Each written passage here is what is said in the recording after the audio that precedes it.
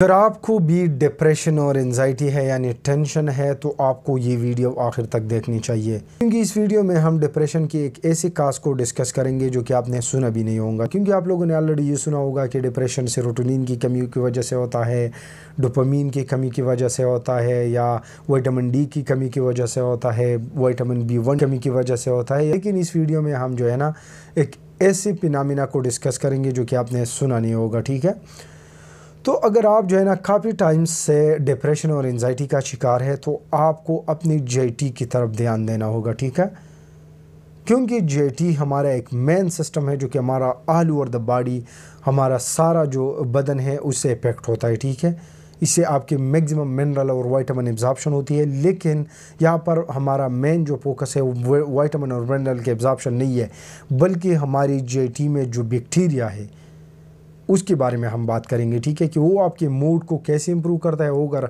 Disturb हो जाता है तो आपकी मूड को कैसे ख़राब कर देता है, यानी आपको डिप्रेशन हो कैसी हो जाती है अगर आपकी जीआईटी में जो है ना बैक्टीरियल बैलेंस हो। ठीक है, लेकिन नॉर्मली हमारी अपनी जो सेल होती है वो तकरीबन 10 ट्रिलियन होती है। ठीक है, लेकिन हमारी जीआईटी में जो बैक्टीरिया होती है वो तकरीबन 100 ट्रिलियन होती है। ठीक है, तो इसका मतलब ये है, देखिए जैसा कि डॉक्टर रॉबर्ट लस्टिज ने भी कहा है कि we are a big bag of bacteria with legs, यानी हम बैक्टीरिया के एक बैग है जो कि सिर्फ पाँव और हाथ है हमारी। ठीक है, इसीलिए मेन इशू ये है कि लोग समझते हैं कि हमारी सिर्फ अपनी सेल है।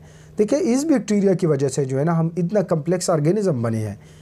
हमारी अपनी जीन्स तकरीबन 23,000 है, जो कि एक मच्छर में भी इतना जीन्स है। ठीक है, तो उनकी बॉडी को देखा और फिर हमें देखें, हम अगर इतनी कम्प्लेक्स ऑर्गेनिज्म है तो वो अपनी जीन्स की वजह से नहीं है बल्कि बैक्टीरिया की जीन्स की वजह से है। ठीक है, क्योंकि बैक्टीरिया की जीन्स तकरीबन 1 मिलियन जीन्स है। तो इसीलिए अगर आपकी बैक्टीरिया इम्बैलेंस है या आपको मसले है या आपको आपके जो जीआईटी माइक्रोबायोम है वो डिस्टर्ब है तो आप भी डिस्टर्ब होंगे। ठीक है, आप जो खाने में खाते हो वो सिर्फ अपने लिए नहीं खाते बल्कि बैक्टीरिया के लिए भी खाते हैं। आजकल के जो प्रोसेस फूड है उसमें मसला ये है कि वो सिर्फ आपको जो है ना कैलोरीज देता है, आपको मिनरल न्यूट्रन ये चीज़ नहीं देता।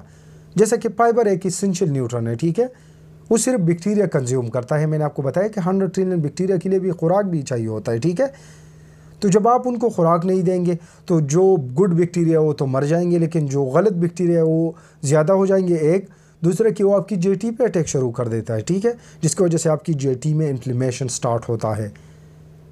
और आपको मालूम है कि हमारी जीआईटी में 90% सेरोटोनिन बनते हैं, इसी तरह डोपामीन भी बनते हैं, गाबा भी बनते हैं, जो कि फिर हमारी वेगस नर्व की थ्रू ब्रेन तक जाती है और वहाँ पर हमारी मूड को कंट्रोल कर देता है। ठीक है, वेगस नर्व बेसिकली एक नर्व है जो कि ब्रेन से जीआईटी तक आती है। ठीक है, ये longest nerve of the body है। तकरीबन 10% इंफॉर्मेशन ब्रेन से जीआईटी की तरफ आती है, जबकि 90% इंफॉर्मेशन जीआईटी से ब्रेन की तरफ जाती है। जीआईटी यानी निज़ामी निज़ाम को हम सेकंड ब्रेन भी कहते हैं, क्योंकि यहाँ सबसे ज़्यादा न्यूरॉन पाया जाता है ब्रेन के बाद। ठीक है, दिमाग के बाद।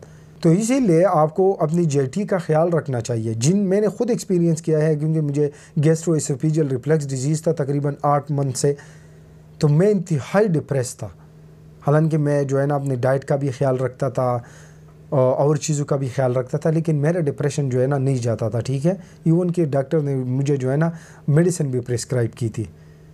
तो देखे जीआईटी जो है ना हमारे एक ज़रूरी सिस्टम है जो कि आजकल हमने जो है ना इग्नोर किया है। ठीक है, हम इसको सिस्टम भी नहीं कंसिडर करते।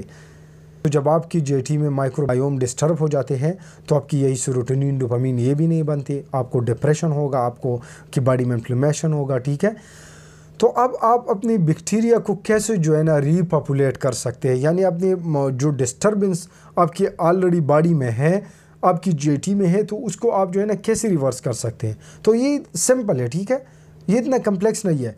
पहला कि आपको रियल फूड खाना चाहिए, क्योंकि रियल फूड में हमारे साथ जो है ना एक तो इन्फ्लेमेटरी फूड नहीं होता, दूसरा कि उसमें फाइबर्स होता है, तो इसीलिए जो गुड बैक्टीरिया है वो जो है ना फाइबर पे फीड करेगा और वो उसका ग्रोथ होगा। ठीक है, जो कि आपको बहुत सारे विटामिन और मिनरल भी रिटर्न में देता है। ठीक है, और जो बैड बग्स है, जो बैड बैक्टीरिया है वो मर जाएंगे। ठीक है, सेकंड कि आपको जो है ना प्रोबायोटिक भी लेनी चाहिए। ठीक है, क्योंकि प्रोबायोटिक से आपको फ़ायदा होगा ये कि आप ऑलरेडी प्री जो है ना ख़ुद को बैक्टीरिया जो है ना इंजेस्ट कर रही है। ठीक है, तो इससे भी आपकी काफ़ी हद तक जो माइक्रोबायोम डिस्टर्ब हो चुके हैं वो काफ़ी हद तक जो है ना बैलेंस हो जाएंगे।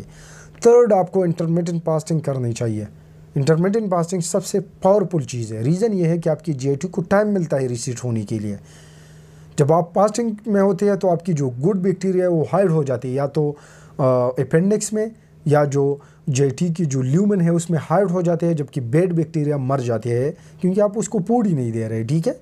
तो इसीलिए आपकी बॉडी जो है ना काफ़ी हद तक रिसीड हो जाती है। जब हम रमज़ान में रोज़े रखते हैं तो हम कितना बेस्ट फीलिंग हमारी होती है। रीज़न ये है कि हमारी जीआईटी की बैक्टीरिया भी काफ़ी हद तक जो है ना बैलेंस हो जाती है। फोर्थ कि आपको लो कार्ब डाइट करनी चाहिए। रीज़न ये है कि जब आप शुगर और इन चीज़ों की कंजम्पशन, प्रोसेस कार्बोहाइड्रेट की कंजम्पशन ज़्यादा करते हैं तो इसकी वजह से आपकी जीआईटी में बैड बैक्टीरिया ज़्यादा हो जाती है, तो इसीलिए आपको फिर इन्फ्लेमेशन और बहुत सारे मसले होते हैं, ठीक है।